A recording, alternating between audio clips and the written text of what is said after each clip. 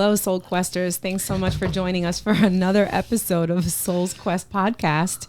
I was staring at him initially because that music, he's got this whole drum beat and the beat. You know, you got that down. I do. It down.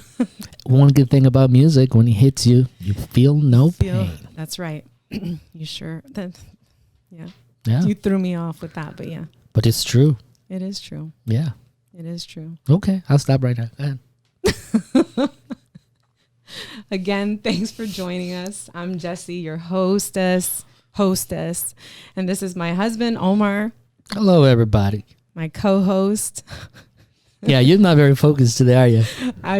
You threw me off for some reason. I don't know why. Sometimes you just gotta just roll with it. I'm trying to roll with it, but here I am. I am. Yeah. Okay. I'll get with it. That's why we like, with yin and yang type thing. You're very structured. I'm all over the place, and the marry of those two things kind of like makes something beautiful. It is beautiful. Yeah. So see, I throw you off all the time.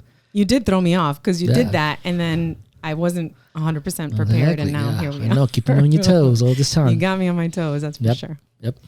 So I wanted to talk to you today about, or I wanted to share with our audience about unhappiness. So lately, I've been going through some difficult times. I think it's been going on for the last couple of months. And I have these bouts where I feel like just completely I don't know. I don't even know how to describe it. Probably like powerless or not like I don't have a purpose. Like I don't have purpose. And I know we've already talked about purpose. Yeah.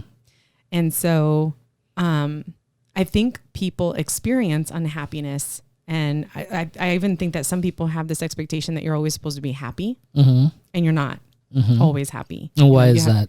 Because you have situations that come up. Situations arise, things happen, and even in a moment you can become unhappy. You get bad news or, whatever. But I'm not talking about that bad mood unhappy. I'm talking about just the state of unhappiness. Okay. Does that make sense? No, it does make sense. And so my process for that is that like it's hard to deal with that because I'm typically a generally happy person. Like my state is happy because that's what I'm talking about here is a state. But I've had moments where I'm just completely like unhappy. Yeah. And it's a myriad of things. It's unhappiness about my situation at work. It's in general. It's, things with family. It's just in general. Yeah. So what's the first step in solving a problem? For me? It's in general, if you look at a system of problem solving, what's the first question that they ask? Why are you asking me an educational question? Because education is everything. Education is not just... You're making me think about this. Well, you ask me questions. What's the question that I think, so what's my problem solving technique? The first part of solving a problem is that you have to identify what the situation is. Yeah. Well, and you have to be able to define it, and you have to be able to... But sometimes you can't always do that. Because you're not clear. Exactly. You don't have clarity about why this is happening because things happen. Things happen in people's lives. Things happen. You don't have control over these things. And as you said in your interview or one of our discussions so far, things don't happen for a reason. They just happen. So let's go ahead and start at defining it, right? Okay. So you are unhappy, right? Define happiness. See, that's difficult. But that's what I'm getting at, right? When we start looking at things in terms of abstract concepts and ideas, right? And we don't truly understand their meaning and their reference, then how can you really arrive at a conclusion if you don't understand it, right? It's what is happiness? For me, it might be, oh my God, I really want some food and I just want to eat it, and that makes me happy. Right. But I'm talking about the state. Yes. But that's what, again, we're going back and we're thinking of concepts and ideas, right? That we need to be able to identify before we could actually understand it. Right. So and the only thing that we have in order to define stuff it's words. That's the only real common way for us to define an abstract state. Right. You know, so we could metaphorize it, we can the similes and all the kind of stuff in order to understand an idea, right? But that's hard because it minimizes the situation. Because just to say unhappiness, right, the opposite of that will be happiness. But again, you're still describing abstract things with made up ideas, right? So then why do people feel gloomy and down and whatever, to the point where they're like, God, it just feels like nothing is right now. And it's not like, and it's just like I said, it's a state, because that's not how I feel all the time, but there are experiences that I have, and it just then things perpetuate, or it's like a domino effect. And it's like, oh my God, can this day just be over so I can put my head in a hole somewhere and be done? And but it happens, it's been happening more often lately, and I feel like it's because of, so there's many factors that will contribute to that state, right? Now think about a time, and I'm asking you like a legitimate question, like let's put in the joke in the side. Think of a time in which you felt like you were in the zone, you were just do you remember a time? Like, describe that time. A time that you felt like that everything was just just working for you. I mean, it's happened before. Yeah, I'm trying. And you know how it feels. Yeah, and I would say that it feels like the state that I'm in is a state of happiness. Well, I feel like content. Maybe that's a better word. But again, it's you're trying to express something in words that the only people that could really do a good job at that is artists, because it's an abstract idea. So what you're saying is I have to describe it. You have to be able to understand the feeling, not so much describe it, but experience it. Because you understand the difference of being in the zone. But isn't it important to be able to feel or experience this unhappiness? Since we don't want to put a word. Yes. But that's what I'm trying to tell you. No, it's important it's important to experience it. And I'm talking about experiencing. I'm talking about describing and using words to be able to make sense of something that is completely abstract. It's like beauty. You know, how do you measure that? So then what's the answer for somebody who is in a constant state of unhappiness, to the point where almost they're depressed? Well, the first thing is you have to understand where you are, right? Like, where does this depressive or that dark space it's coming from? And there's a lot of factors that contribute to that. You know, there's the comparisons that we have with other people, the social conditioning that we go through culture, media, religion, upbringing, science. You know, there's factors that go into that, because you truly haven't found a place in which you're feeling in the zone, right? So if you look at and we're talking about outside of the clinically depressed, like we're not talking about that, because that's completely different. That is separate from what I'm trying to, just for clarity purposes. And what you're referring to is something that happens on a regular basis to all of us. I mean, we sometimes feel like we've been betrayed at work, and then you feel that emptiness. We don't feel like we're good enough. Yeah, you're working and you're trying, and you're still not getting there. I've been working out like crazy. I haven't lost any weight. Things like that. Those type of things, like you get to that point in which is you're not at your optimal self, right? Yeah, that's a good way. Like, you're not at the optimal self. So you have to understand that there's the factors that contribute to that feeling that comes from the outside sources. You know, the expectations, the anxiety, the I need to be here in order to be with someone, and we'll talk about that in another episode. But you have that aspect, you know, you have that idea of what success and failure is, and there's a lot of that happening constantly. I mean, we are bombarded by the idea of success. We are bombarded by the idea of models that we should be like, you know. And that's the way of us understanding the world. But there comes a point in which you really start getting into a place that really comes from you.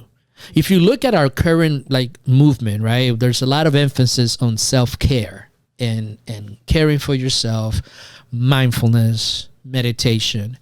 And the idea of meditation is for you to be able to cut out that noise and get to the essence of what makes you feel good. And that varies from people to people, you know? And we need to make that separation. But again, I appreciate the movement of emotional intelligence and self-care and all that stuff. But there's two factors to that. You could do that, but then look at your environment. And the environment is a big factor of how we feel inside. You know, if you live in a house that's screaming all day long and you see people arguing and all that, how can you separate yourself from that on a regular basis and be okay? Our environment right now is one of, and I don't think that is something that is new. It's just a reoccurrence of it, and because of the speed of our society, we focus more on it because everything is now. Let me get on Bitcoin because I want my money now. Let me get on this because I want my money now. And then you have that, and I want to achieve, I want to look good, and all that stuff. So all that pressure, right? Coupled with the fact that you're trying to do something to make you feel good, but the pressure of that is so strong that it puts you away. You're put in a box. Or you're put in a box, or people think of you in a certain way. Yeah. So all these things happen, and then somehow you have to be able to go inside yourself and fight those.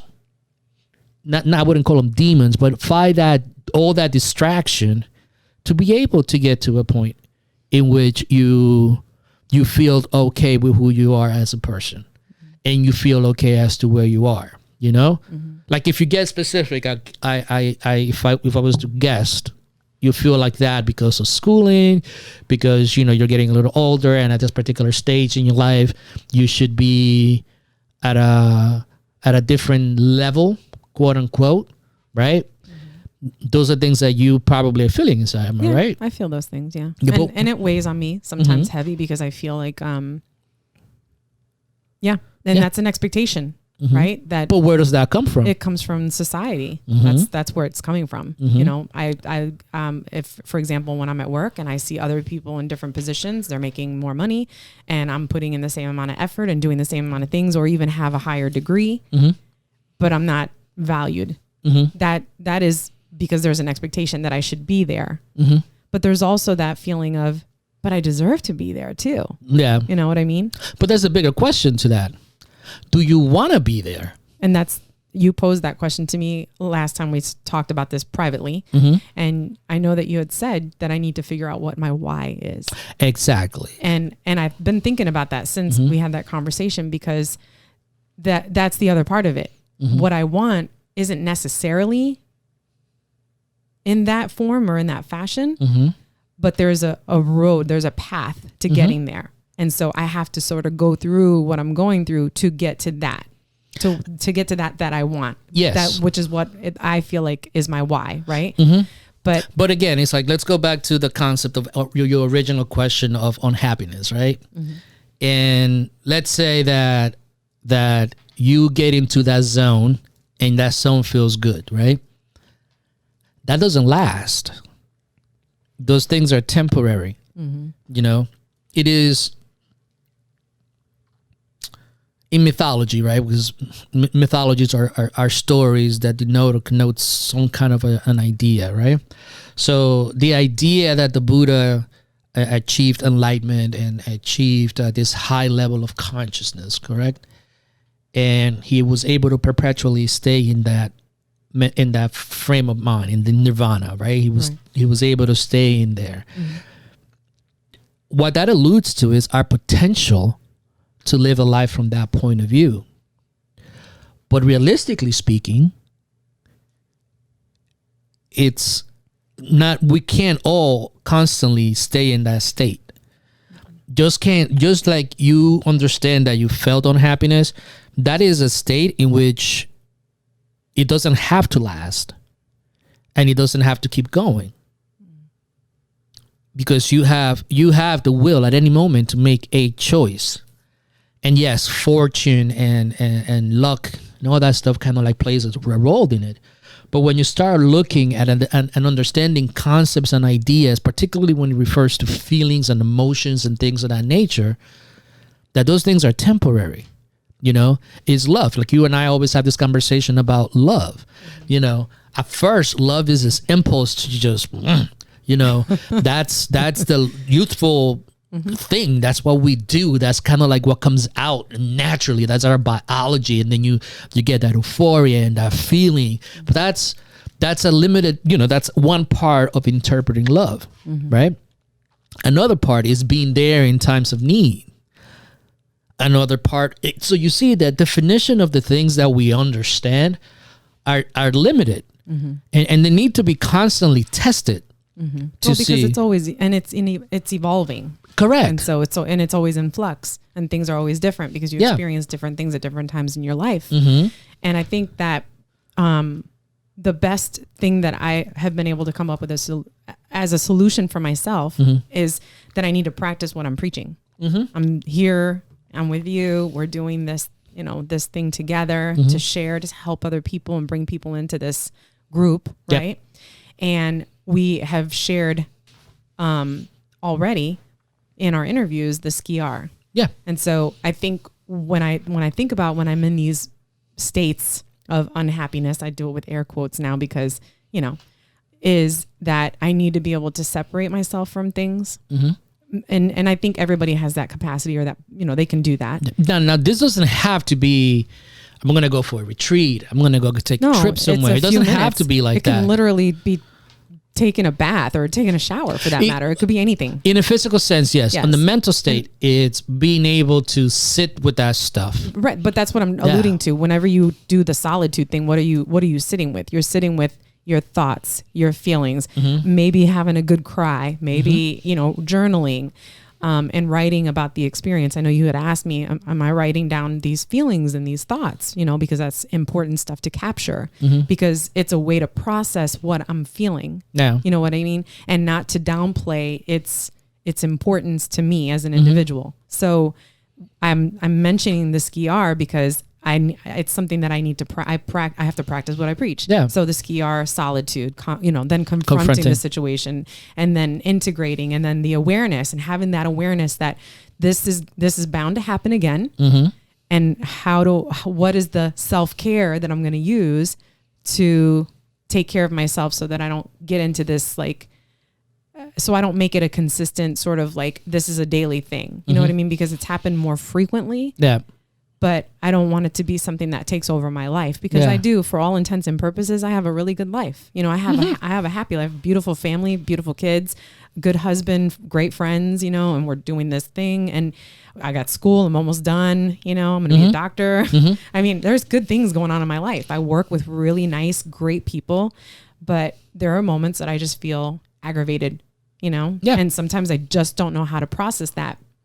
And feel about that. Yeah. I almost think it's abnormal to feel that way. And it's not. Right. It is completely natural. And that's where I'm at, is just being able to accept that it's okay that I feel like shit today. Yeah. It's okay. But here's the thing. Here's the thing about our society, right? This is one of the bad things that I will criticize society and culture, right? Particularly media. You talk music, I hesitate to say the word artist, because I don't really see a lot of artists in our time right now. I see more entertainers, and you watch the media and you watch the idea of how the perfect life looks like. People that have plenty, that they have everything that they need, and you have that model, you have that idea of where you should be. So if you work hard, which a lot of people in this country do. I mean, we work harder, I believe, than any other industrialized nation in the world. But yet we're one of the most unhappiest nations in the world that are constantly fighting against each other. But we all have a lot of things. Even the poorest among us could find a place to eat. Right? So those emotions that we all feel is because the standard in our society, right, as to what the model should be, has been put at a certain stage, and is all financially driven. I mean, it's all financially driven. Let's just be financially and status. I am better than the next person. Now we'll talk about that later on. Mm-hmm. But that causes all these emotional turmoils, right? I always ask the question is like, how can we, who are a society of efficiency, we are very efficient in everything that we do. Mm-hmm. I don't care what anybody says. I think that we're one of the most efficient. You could get a house done in a matter of months when before it took a year or probably more. Mm-hmm. You look at how quickly we could just go outside right now and have sushi, Chinese food, Taiwanese. I mean, look at the efficiency of our culture, mm-hmm. right? But yet, people are stressed out because they're working 40, 50, 60, 70, 80 hours a week. How do you expect them to go to work and have self-care? Yeah. Come on. Yeah. Really? So, but again, there's no easy solution to that, because I've worked a lot of hours and I feel like I didn't work nothing at all, mm-hmm. Because you are in the zone, because you're doing something that you truly enjoy and you have that feeling. But most people don't get that feeling. Mm-hmm. They don't. Because they're trying to live up to a certain status. That's what capitalism is. That's what all these social systems are. They're meant to that. Our world puts people in categories, and we are constantly fighting to move up or down within that spectrum. Mm. So that's why we feel like this. So, after we heard your story, you went through all these different things to find your quest, to be where you are after overcoming all these trials and stuff. Mm-hmm. Right? Mm-hmm. You arriving at this place that you are at the precipice of something that most people won't be able to do. I'm not going to do it. I can't do it. I can't. But that you're still unhappy. Mm. And look how amazing and diverse and most people's lives develop like that. So where does it come from? From you? Or does it come from your environment? I mean, that's a good question to think about. Question. It's a good question to end on. Yeah? Yeah, I think so. Okay. Because I would love to hear from, our audience. I would love to hear about, I would love to hear our audience. I would love to hear our audience's thoughts on happiness and just in general, or whatever perspective they have on it. You know what I mean? Because I think it's an important topic. I think people are stressed out. I think people are unhappy. I think mm-hmm. people are experiencing difficulties and they don't know how to deal with it, and they just end up unhappy. Yeah, but the idea is understanding. And, right. Yeah, it's the words have a lot of limitations, mm-hmm. and it doesn't matter how expansive your vocabulary is. Mm-hmm. They're always going to be limited to expressing mm-hmm. certain things, because it's an experience. You got to experience it, and when you experience it, it's hard to articulate. That's why most people have. That's why people write love songs all the time. Try to explain something that cannot be explained in simple words. It's like God. Yeah. Oh, it's a word. Yeah. I understand. Yeah. Well, thanks for that. Okay. Thanks so much for joining us. We'll see you next time.